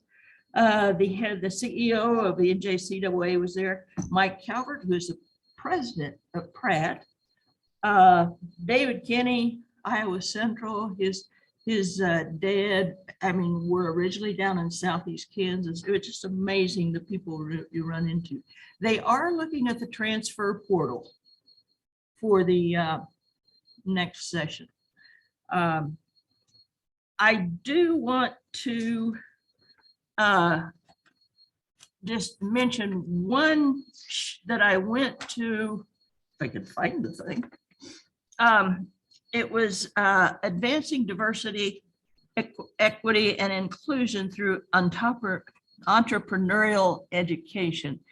The San Diego Community College District emphasizes entrepreneurships. This is bad, I can never say that right. Through partnerships with key organizations throughout their community.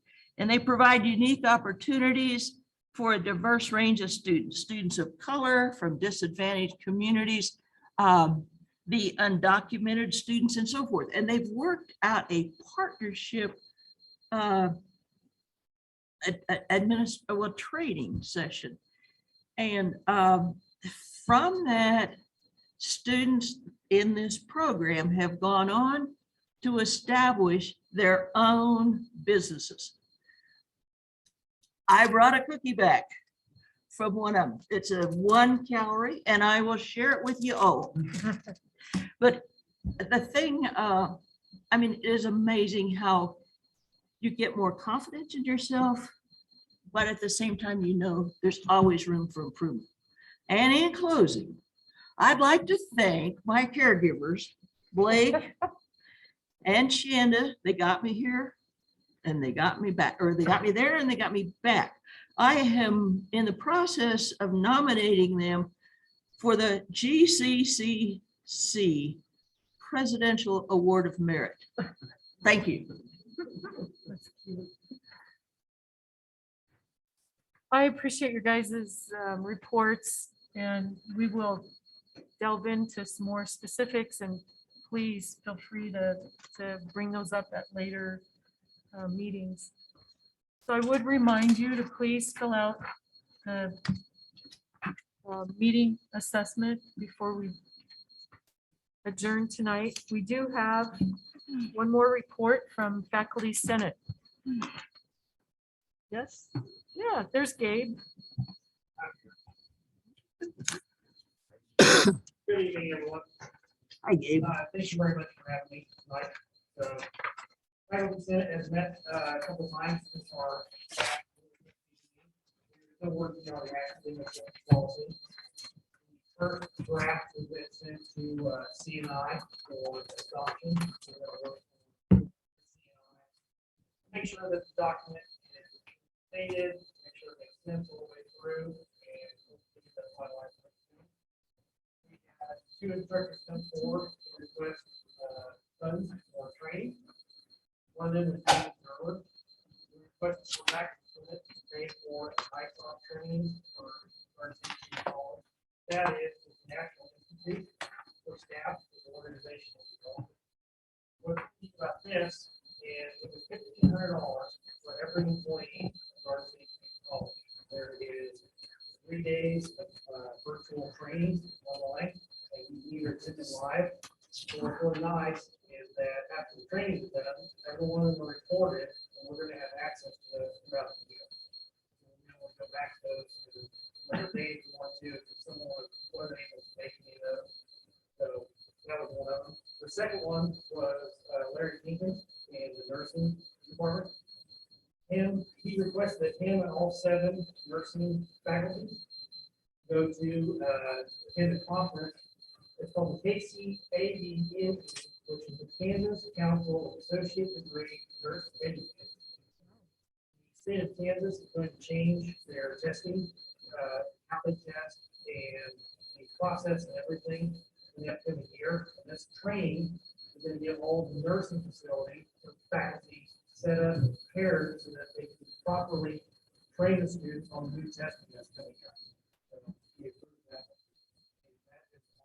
Are there any questions? You said CNI, what is? That is curriculum instruction. Okay. Chair of that actually. Okay. So. Turn off my mic because I really thought. Oh, you're loud. You're loud. It's the curriculum committee. Okay. It's faculty. I'm the chair and not voting member. It's the organization. Curriculum changes are also.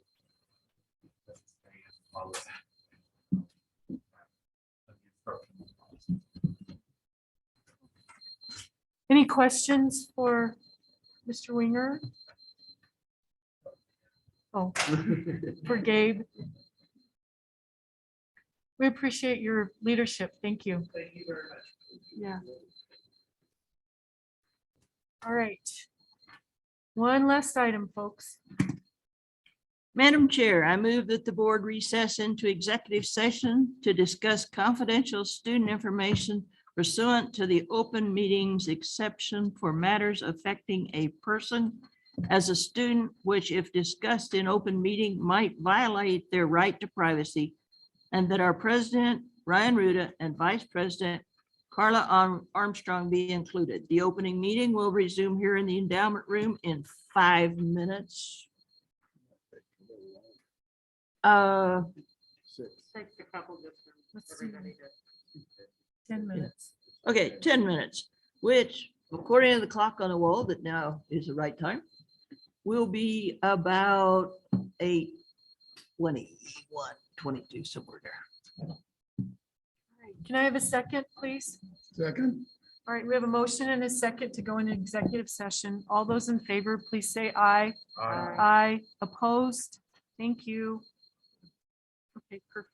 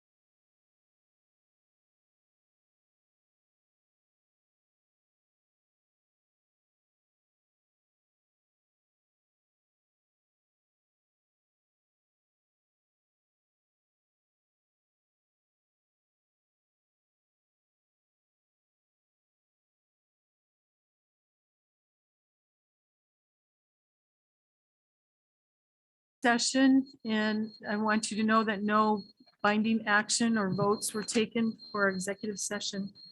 So we are at the end of our agenda. Just remind, I'm sorry, ownership linkage is our last item. Anybody have any items they would like to share? Yes, Madam Chair. I want to again speak on behalf of Brandy Andrew and the regionals. Spoke with Dr. Roger Pennell, who is the president of Region 3. He was very complimentary towards our college. Told me that he felt that Garden City was in the top part of community college across the nation. He also had very good remarks about Brandy. He had another college, Omaha, that had talked about sponsoring this region, but he chose Brandy because he knew she would handle it. He wouldn't have to be on her. Otherwise, the other one had no clue. So, just want to give Brandy those accolades.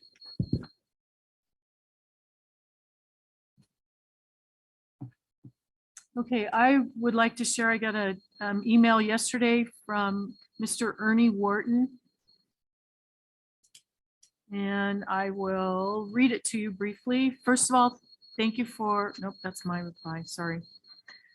There is apparently an election taking place. Last week, I received a highly costly propaganda from a GOP PAC about a member on the board in the mail directing people to a website. I would like to know the board's opinion of candidates using PACs or even allowing PACs to run media that are not even based in Kansas for a local community college. The people that use PACs to hide their own agenda are cowards, as the people that started this campaign have shown. They use a law firm not in Kansas and used a company to hide who actually set up the website to smear a member of the board. Airing grievances, I have no issue with, but getting in bed with national politics to influence a local election for a community college is stepping over the line. That shouldn't be crossed. Most of you know my parents. They have helped fundraise for the community college for a number of years. I replied back to him, first of all, thank you for expressing your opinion and taking the time to write your email message. I applaud your stance. To my knowledge, none of the GCC Board of Trustee candidates are connected to the negative ad campaign sponsored by the Georgia PAC. We do not know who is creating it and who is funding it. None of us endorse the negative actions that have occurred so far. Personally, I believe in a positive campaign of attributes, experiences, beliefs, and hard work. I hope this doesn't damage your belief in politics and democracy, exercising your right to vote and express your opinions. You are welcome to speak tonight at the October board meeting if you choose to. I would certainly reiterate, and I agree, I think we made it, we spoke at the board and were obviously upset taking place. But I think it needs to be probably reiterated here too. And I know as a board,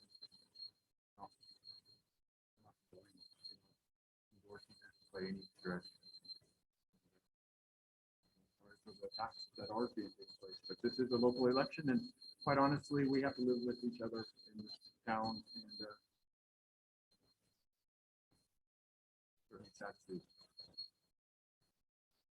While I wouldn't like bringing something up like this to a board meeting, I felt like it was that was the reason the email was sent. So there you go. Okay, any other? I think there are some people who know a lot more than the real.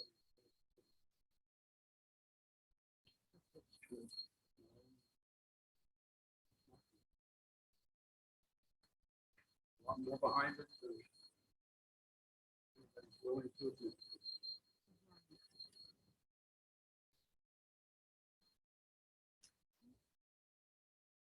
Any other linkage?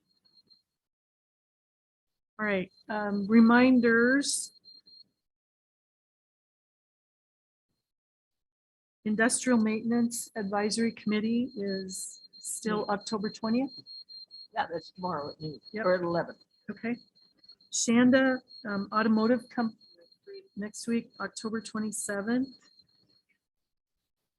Beth, November 10th, and I'm gonna attend that for Right, you. I'm out of committee for a little while. Okay.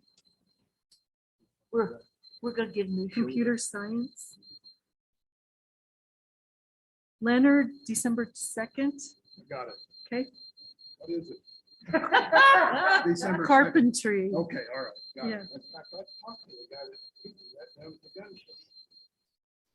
All right, welding, Blake. Yep. December 9th. Now, these dates may change, so check in with Dr. Ruda and Jody, and then I'm attending nursing on December 16th. And- Okay, perfect. All right. The rest of the upcoming calendar dates are at the end of the agenda there. And on the next page. Okay. Any other business? Okay, I declare this meeting adjourned. Thank you. Thank you all for everything you do for us and the college and the community.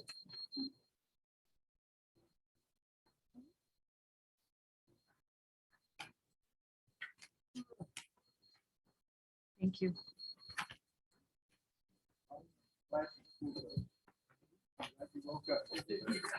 Look like you, Valerie.